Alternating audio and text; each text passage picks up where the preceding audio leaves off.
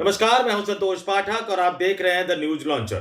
दोस्तों, देश के प्रधानमंत्री नरेंद्र मोदी महज कुछ घंटों बाद बिहार की धरती पर होंगे। बिहार की धरती से प्रधानमंत्री नरेंद्र मोदी सोमवार को भागलपुर से पीएम किसान योजना की 19वीं किस्त को जारी करने जा रहे हैं। भारत सरकार के मुताबिक 22,000 करोड़ रुपए से अधिक के प्रत्यक्ष हस्तांतरण से 9.8 करोड़ से अधिक किसान लाभान्वित होंगे। प्रधानमंत्री नरेंद्र मोदी बिहार के भागलपुर से किसानों को जो उनकी किसान सम्मान निधि की राशि जारी करने जा रहे हैं उसकी वजह से। लेकिन प्रधानमंत्री नरेंद्र मोदी के बिहार पहुंचने से पहले ही, प्रधानमंत्री नरेंद्र मोदी के बिहार की धरती पर कदम रखने से पहले ही बिहार की राजनीति में एक बड़ा बवाल खड़ा हो गया है। बिहार की राजनीति में राजनीतिक आरोप प्रत्यारोप का एक नया दौर शुरू हो गया है। प्रधानमंत्री नरेंद्र मोदी का बिहार के दौरे पर पहुंचने का बेसब्री से इंतजार बिहार के मुख्यमंत्री नीतीश कुमार कर रहे हैं। कहा तो यहां तक जा रहा है कि नीतीश कुमार इस दौरे का इस्तेमाल करके प्रधानमंत्री नरेंद्र मोदी से कई मुद्दों पर दो टूक बातचीत करना चाहते हैं, कई मुद्दों पर उनसे ठोस आश्वासन लेना चाहते हैं। ऐसे में प्रधानमंत्री नरेंद्र मोदी का यह दौरा बिहार की राजनीति के लिहाज से बहुत ही महत्वपूर्ण माना जा रहा है, नीतीश कुमार के लिहाज से महत्वपूर्ण माना जा रहा है, जनता दल यूनाइटेड की राजनीति के लिहाज से बहुत ही महत्वपूर्ण माना जा रहा है, जेडीयू और भारतीय जनता पार्टी के गठबंधन के लिहाज से बहुत ही ज्यादा महत्वपूर्ण माना जा रहा है। लेकिन उनके इस दौरे से पहले ही बिहार में सियासी तूफान खड़ा हो गया है। कई तरह के बयानों की याद दिलाई जा रही है, कई तरह के बिहार की राजनीति के इतिहास में जो जो घटनाएं घटी उन तमाम चीजों की एक एक करके याद दिलाई जा रही है। हमें और आपको सबको मालूम है कि प्रधानमंत्री नरेंद्र मोदी के दौरे से पहले ही किस तरह से बिहार की राजनीति में मुख्यमंत्री नीतीश कुमार के बेटे निशांत कुमार की एंट्री को लेकर कयासों का बाजार गर्म हो गया है। और उन कयासों के बाजार के बीच अब यह कहा जा रहा है कि निशांत कुमार के राजनीति में उतरने की संभावना के बाद नीतीश कुमार में इतना ज्यादा आत्मविश्वास आ गया है कि वो देश के प्रधानमंत्री नरेंद्र मोदी से 1-to-1 फाइट करने को भी तैयार है। लेकिन वो इंतजार कर रहे हैं नरेंद्र मोदी से मुलाकात का, मुलाकात के दौरान क्या बातचीत होती है, उन तमाम चीजों का। उसके बाद ही बिहार की राजनीति में बहुत कुछ साफ होता हुआ नजर आएगा। लेकिन उससे पहले प्रधानमंत्री नरेंद्र मोदी के दौरे को लेकर विवाद खड़ा हो गया है। बिहार में विपक्ष के नेता जो कि विपक्षी महागठबंधन की तरफ से मुख्यमंत्री पद के दावेदार है, उम्मीदवार है, उन्होंने प्रधानमंत्री नरेंद्र मोदी के बिहार दौरे को लेकर कटाक्ष करते हुए नीतीश कुमार पर भी कई तरह के सवाल उठाए हैं। समझ नहीं आ रहा कि तेजस्वी यादव नीतीश कुमार की आलोचना कर रहे हैं, नीतीश कुमार को उनके बुरे दिनों की याद दिला रहे हैं, नीतीश कुमार को नरेंद्र मोदी और भारतीय जनता पार्टी से आगाह कर रहे हैं, या फिर वो इनडायरेक्टली अप्रत्यक्ष रूप से नीतीश कुमार को ऑफर देते हुए नजर आ रहे हैं। उनके शब्दों पे गौर कीजिएगा, उनके शब्दों के कई मतलब और मायने निकलते हैं। इसलिए पहले मैं आपको सुनवाता हूं कि आखिर बिहार में विपक्ष के नेता तेजस्वी यादव नीतीश कुमार को लेकर क्या बोल रहे हैं, निशांत कुमार को लेकर क्या बोल रहे हैं, देश के प्रधानमंत्री नरेंद्र मोदी के बिहार दौरे को लेकर क्या बोल रहे हैं, जीतन राम मांझी को लेकर क्या बोल रहे हैं, चिराग पासवान को लेकर क्या बोल रहे हैं। सुनिए एक ही बयान में किस तरह से तेजस्वी यादव ने बिहार की राजनीति के तमाम धुरंधरों को, प्रधानमंत्री नरेंद्र मोदी समेत सबको एक बड़ा राजनीतिक संदेश देते हुए नजर आ रहे हैं। सुनिए तेजस्वी यादव ने क्या कहा। निशांत भाई है हमारे और हम तो चाहेंगे कि वो जल्दी घर भी बसा लें, लेकिन निशांत जी को सोचना पड़ेगा जो आज उनके पिताजी के साथ जो लोग हैं, चाहे सम्राट चौधरी हो, विजय सिन्हा हो, या नरेंद्र मोदी जी हो, या चिराग पासवान हो। चिराग पासवान जी तो प्रेस कॉन्फ्रेंस करके कहते थे नीतीश जी का दिमाग खराब हो गया, स्वस्थ नहीं है। मांझी जी कहते थे स्वस्थ नहीं है। तो जो आज नीतीश जी के साथ जो लोग खड़े हैं, प्रधानमंत्री तो डीएनए का सवाल उठाते थे, तो उसमें उनकी क्या राय है। कूद कूद के हर दिन कोई ना कोई आएगा, आ रहा है कि नहीं आ रहा है। अब बोला दिल्ली का चुनाव खत्म हो, सब लोग कूद कूद के बिहार आएंगे। इन लोगों को बिहार से, बिहार के लोगों से लेना देना नहीं है। केवल ये सत्ता में काबिज कैसे रहे, तिगरम और डीलिंग कैसे किया जाए, मैनेजमेंट कैसे किया जाए, इसी काम के लिए आ रहे हैं और कोई काम के लिए थोड़ी आ रहे हैं। कोनो बिहार को फैक्ट्री देने के लिए आ रहे हैं, कोनो पलायन रोकने के लिए आ रहे हैं, कोनो गरीबी रोकने के लिए आ रहे हैं, कोनो महंगाई खत्म करने के लिए आ रहे हैं, कोनो बेरोजगारी खत्म करने के लिए आ रहे हैं। क्या ये लोग तो आ रहे हैं अपने स्वार्थ के लिए आ रहे हैं। सुना आपने तेजस्वी यादव क्या कह रहे हैं कि चुनाव की बेला है तो सब आते ही रहते हैं, एक एक करके आएंगे। दिल्ली का विधानसभा चुनाव समाप्त हो गया है तो अब बिहार की बारी है। लेकिन साथ ही वो सवाल उठा रहे हैं, क्या देने आ रहे हैं? वो क्या रोजगार देने आ रहे हैं? क्या फैक्ट्री लगाने आ रहे हैं? नहीं, तेजस्वी यादव कह रहे हैं कि बिहार का भला, बिहारियों का भला प्रधानमंत्री नरेंद्र मोदी के एजेंडे पर नहीं है।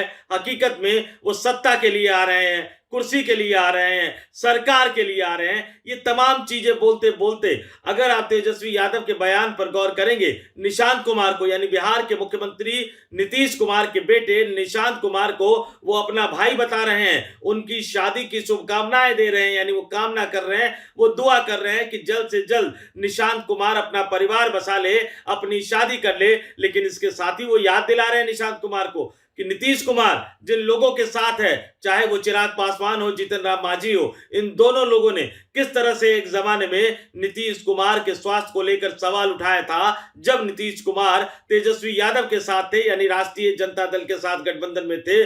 उस समय किस तरह से चिराग पासवान हो, जीतन राम मांझी हो या भारतीय जनता पार्टी के अन्य नेताओं ने नीतीश कुमार के स्वास्थ्य को लेकर सवाल उठाया था। और इससे भी बड़ी बात, प्रधानमंत्री नरेंद्र मोदी के दौरे का, जिस दौरे का बेताबी से, बेसब्री से नीतीश कुमार इंतजार कर रहे हैं, उन्हीं प्रधानमंत्री के बयान की याद दिलाते हुए तेजस्वी यादव कह रहे हैं कि तमाम बयान जो थे स्वास्थ्य को लेकर, चाहे वो चिराग पासवान ने दिया हो, जीतन राम मांझी ने दिया हो, चलिए उसको एक तरफ रख देते हैं, लेकिन प्रधानमंत्री नरेंद्र मोदी ने तो नीतीश कुमार के डीएनए पर सवाल उठा दिया था।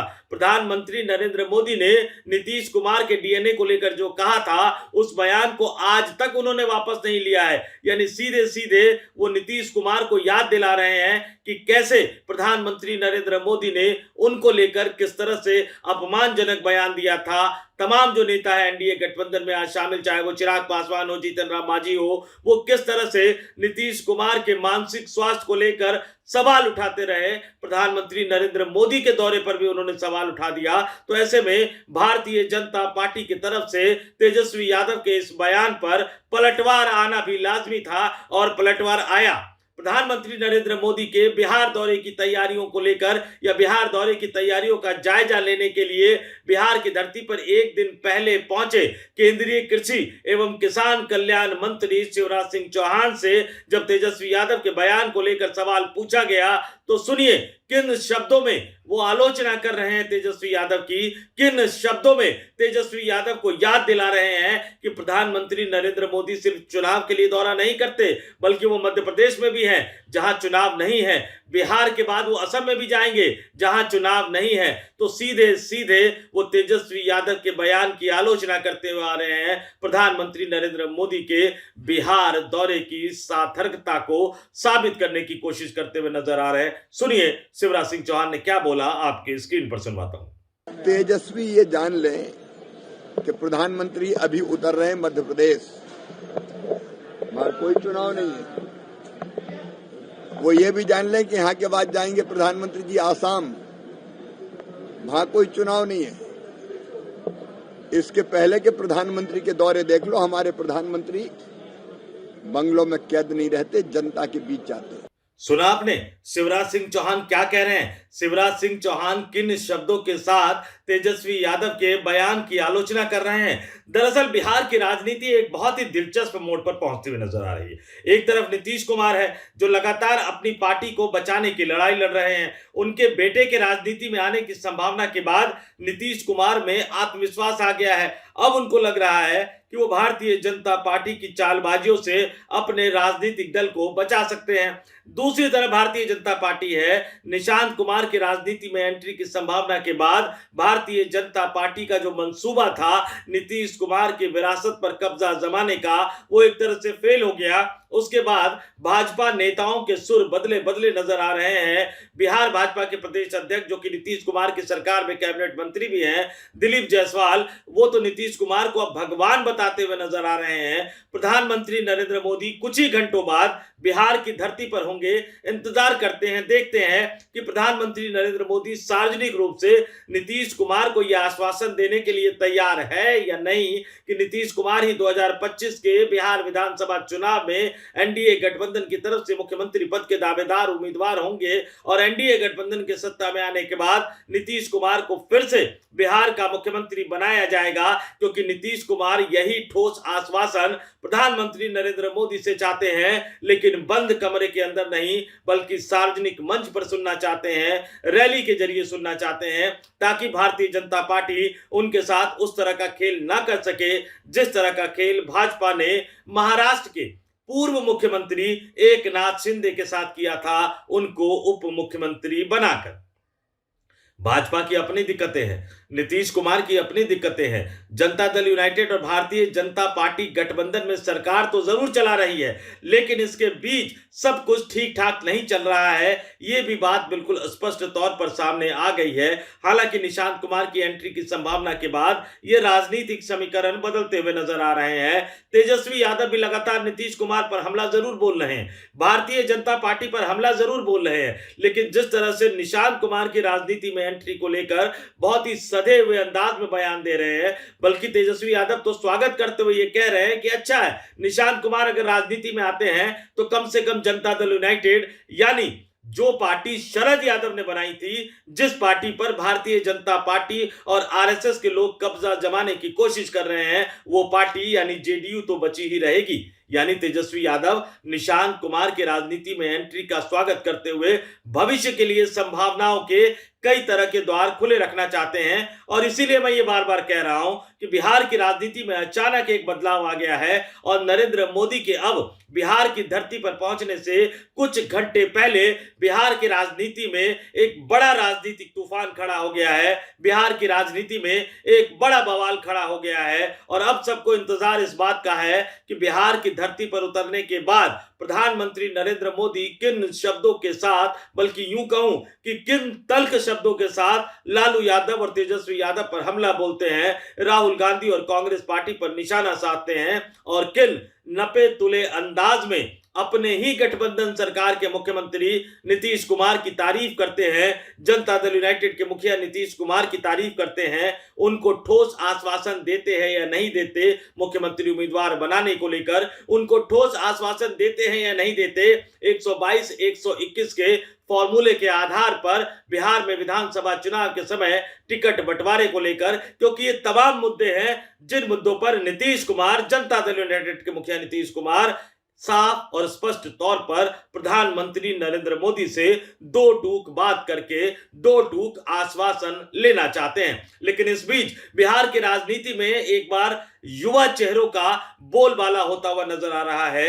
अगर निशांत कुमार बिहार की राजनीति में औपचारिक रूप से एंट्री मार जाते हैं तो जनता दल यूनाइटेड की तरफ से युवा चेहरे के रूप में निशांत कुमार होंगे। आरजेडी की तरफ से पहले ही मुख्यमंत्री पद के उम्मीदवार के तौर पर युवा चेहरे तेजस्वी यादव है। चिराग पासवान भी अपने पिता स्वर्गीय रामविलास पासवान की विरासत, राजनीतिक विरासत को आगे बढ़ाने की पुरजोर कोशिश कर रहे हैं। तो वहीं इन सबसे अलग दिल्ली में यानी राष्ट्रीय राजनीति कर रहे कांग्रेस के पूर्व राष्ट्रीय अध्यक्ष राहुल गांधी एक युवा चेहरे के तौर पर तेजस्वी यादव के पीछे खड़े हुए नजर आ रहे हैं। तो इन युवा चेहरों के बीच बिहार में एक दिलचस्प चुनावी मुकाबला होने जा रहा है। भारतीय जनता पार्टी के पास आज की तारीख में ऐसा कोई चेहरा नहीं है जो सर्वमान्य हो, जिस चेहरे को सामने रखकर भारतीय जनता पार्टी बिहार में विधानसभा का चुनाव लड़ सके। इसलिए इस बार भी भाजपा को बिहार में नीतीश कुमार की बैसाखी के सहारे ही चुनाव लड़ना पड़ेगा, ये तो तय है।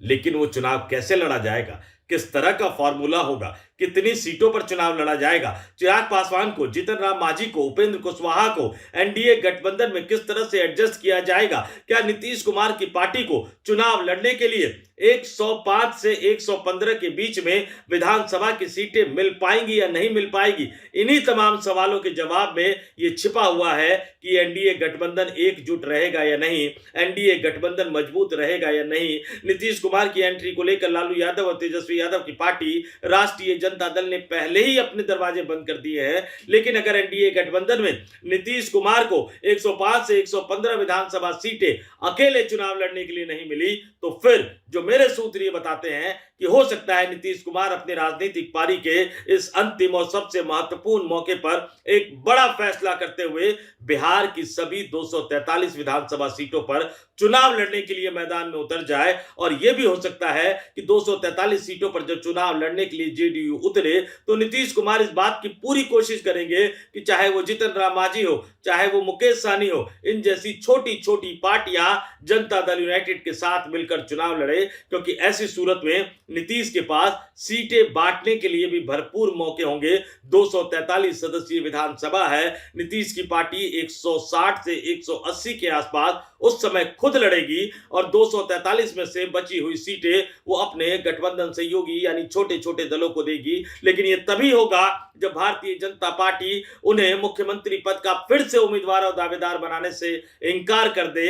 ये तभी होगा जब भारतीय जनता पार्टी 122, 121 के 2020 के विधानसभा चुनाव के फॉर्मूले को मानने से इनकार कर दे। इसलिए सोमवार का दिन बिहार की राजनीति के लिए बहुत ही महत्वपूर्ण होने जा रहा है। प्रधानमंत्री नरेंद्र मोदी का यह दौरा बिहार की राजनीति के लिए, एनडीए गठबंधन की राजनीति के लिए, विपक्षी महागठबंधन की राजनीति के लिए बहुत ही ज्यादा महत्वपूर्ण होने जा रहा है। और इसलिए उनके दौरे से पहले ही इस तरह का एक बड़ा राजनीतिक बवाल, एक बड़ा राजनीतिक विवाद खड़ा हो गया है। तो इंतजार करते हैं कल प्रधानमंत्री नरेंद्र मोदी बिहार की धरती पर जाकर क्या क्या बोलते हैं। जो भी वो महत्वपूर्ण बातें बोलेंगे उनको लेकर फिर से मैं आपके सामने आऊंगा। फिलहाल इस वीडियो में इतना ही। मुझे यानी संतोष पाठक को दीजिए इजाजत। आप तमाम लोग देखते रहिए द न्यूज लॉन्चर। नमस्कार।